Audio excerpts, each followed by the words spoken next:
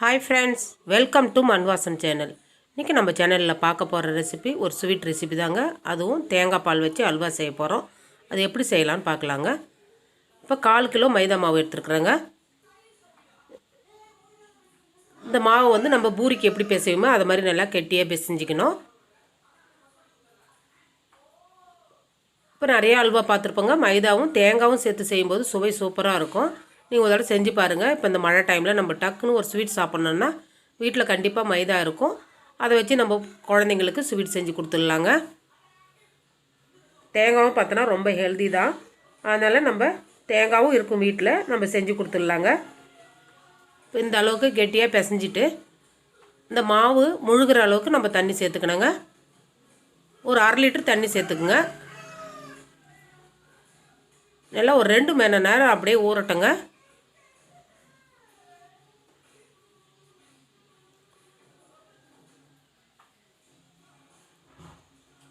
இப்போ ஒரு தேங்காவை நல்லா துருவி வச்சுருக்கோங்க. ஒரு தேங்காய் கரெக்டாக இருக்கும் அளவு. 1/4 கிலோ மாவுக்கு ஒரு தேங்காய் அரைச்சி எடுத்துக்கலாங்க. இப்போ ஒரு மிக்ஸி ஜாரில் போட்டு அரைச்சி நம்ம தேங்காய் பால் ரெடி பண்ணிடலாங்க. தேங்காய் பால் பார்த்திங்கன்னா நல்லா கெட்டியாக இருக்கணும். தேங்காய் பால் ரெடி ஆகிடுச்சிங்க. இப்போ நம்ம ஊற வச்சுருக்கிற இந்த மைதா மாவை நல்லா கைகளால் பிசைஞ்சி அந்த மைதா மாவுலேருந்து நம்ம பால் எடுத்துக்கலாங்க. நல்லா இது மாதிரி பிசையும் போது உங்களுக்கு பால் மட்டும் தனியாக வந்துடும். அதில் இருக்கிற திப்பி வந்து தனியாக உங்களுக்கு கிடச்சிடுங்க. இப்போ இது மாதிரி நல்லா பிசைஞ்சிட்டு ஒரு வடிகட்டி வச்சு நம்ம வடிகட்டி எடுத்துக்கலாங்க.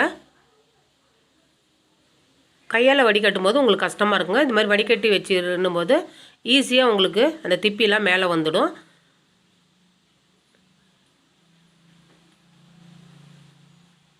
அவ்வளோதாங்க. இப்போது அதில் இருக்கிற பால்லாம் அழகாக வடிஞ்சிடும் தனியாகவே. நீங்கள் ஒரு கையால் இந்த மாதிரி சுற்றி விடும்போது நம்மளுக்கு அந்த திப்பி அடைக்காமல் ஈஸியாக வந்துடுங்க.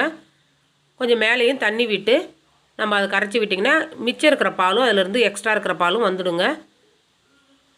இப்போ நான் கை வச்சு கரைச்சி விடுறேங்க. நீங்கள் ஸ்பூன் வச்சுருந்து கூட நீங்கள் செஞ்சுக்கலாம். அவ்வளோதாங்க.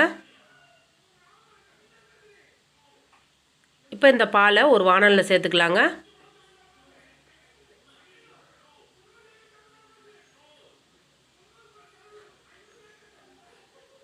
அது கூடவே நம்ம அரைச்சி வச்சுருக்கிற தேங்காய் பாலும் சேர்த்துக்கலாங்க.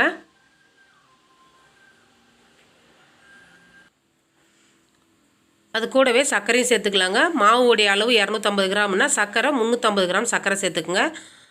அல்வான்னா கொஞ்சம் இனிப்பாக இருந்தால் தான் நல்லாயிருக்கும். அதனால் கூடுதலாக 100 கிராம் சர்க்கரை சேர்த்துக்குங்க. சர்க்கரை சேர்த்துட்டு நல்லா கரைச்சி விட்டுட்டு அதுக்கப்புறமேலாம் அடுப்பில் எடுத்து வைங்க. இப்போ நான் கேஸ் ஆன் பண்ணுறேங்க. ஆன் பண்ணிவிட்டு கிளறி விட்டுக்கினே இருக்கணுங்க. ஏன்னா நம்ம மைதா சேர்த்துருக்குறோம், உடனே கட்டி கட்ட ஆரம்பிக்கும். அதனால் கரண்டி போட்டு கிளறி விட்டுக்கினே இருங்க.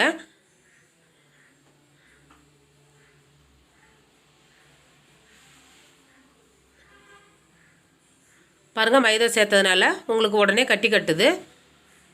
அடுப்பை வந்து ஹை ஃப்ளேமில் வச்சு கிளறாதீங்க, மீடியம் ஃப்ளேமில் வச்சு கிளறுங்க. கைவிடாமல் கிளறிக்கினே இருங்க, ஏன்னா கட்டி கட்டிக்கும்.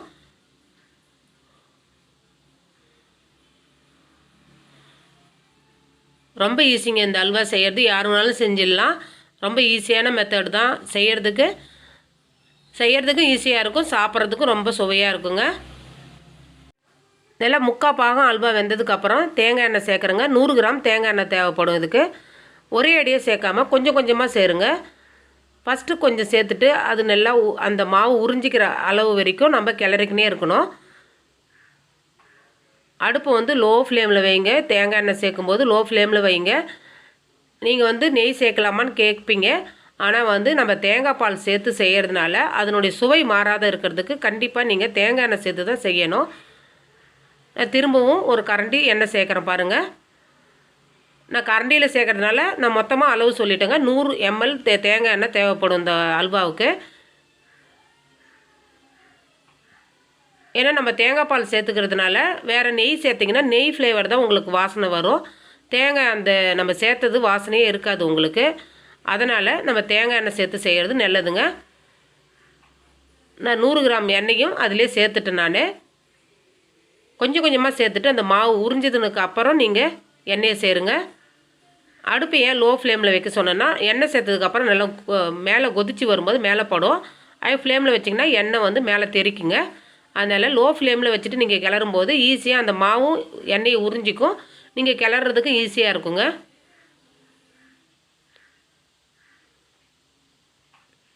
இதில் நான் கலர் எதுவும் சேர்க்க போகிறது இல்லைங்க. உங்களுக்கு தேவைன்னா நீங்கள் கலர் சேர்த்துக்குங்க. இப்போ பாதாம் கொஞ்சம் பொடி பண்ணி சேர்த்துக்கிறேங்க. இது ஆப்ஷனல் தான், நீங்கள் எவ்வளோ வேணாலும் சேர்த்துக்கலாம். கூடவே முந்திரியும் சேர்க்குறேங்க. இதில் நான் ஏலக்காய் பொடி சேர்க்கலைங்க. ஏன்னா தேங்காய் எண்ணெய் வாசனமே நல்லாயிருக்கும். நீங்கள் தேவைன்னா ஏலக்காய் பொடி சேர்த்துக்குங்க. அல்வா நல்லா வெந்துடுதுன்னா உங்களுக்கு அந்த எண்ணெய் நம்ம போட்ட எண்ணெய் எல்லாமே ஓரத்தில் கசிய ஆரம்பிக்குங்க. அதுதான் உங்களுக்கு அல்வா வெந்த பதங்க. இப்போ பார்த்தீங்கன்னா எண்ணெய் எல்லாமே அந்த அல்வா உள்ளே இருக்கும்.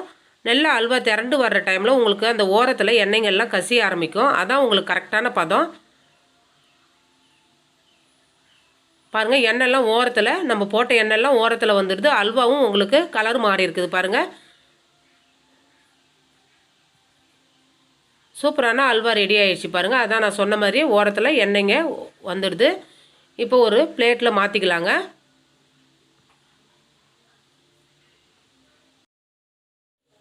நான் கேக் மாதிரி கட் பண்ணுறதுக்கு நான் இந்த மாதிரி செய்கிறேங்க. நீங்கள் வேணும்னா பவுலில் போட்டு ஸ்பூன் போட்டு சாப்பிட்டாலே நல்லா சூப்பராக இருக்கும். ஆறுனதுக்கப்புறம் நம்ம கட் பண்ணிக்கலாங்க.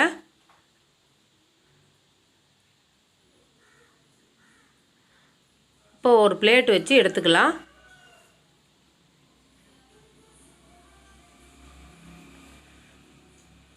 நீங்கள் எந்த ஷேப்பில் வேணாலும் கட் பண்ணிக்கலாங்க. நான் கட்டமாக தான் இப்போ கட் பண்ணுறேன்.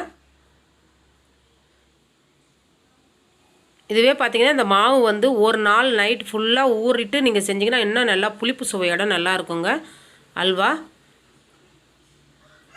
அவ்வளோதாங்க, கட் பண்ணியாச்சு. எவ்வளோ சூப்பரான சுவையான அல்வா கிடச்சிருக்குதுங்க. இந்த ரெசிபி பிடிச்சிருந்துன்னா மண்வாசம் சேனலில் லைக் பண்ணுங்கள், ஷேர் பண்ணுங்கள், கமெண்ட் பண்ணுங்கள், சப்ஸ்கிரைப் பண்ணுங்கள். தேங்க்யூ.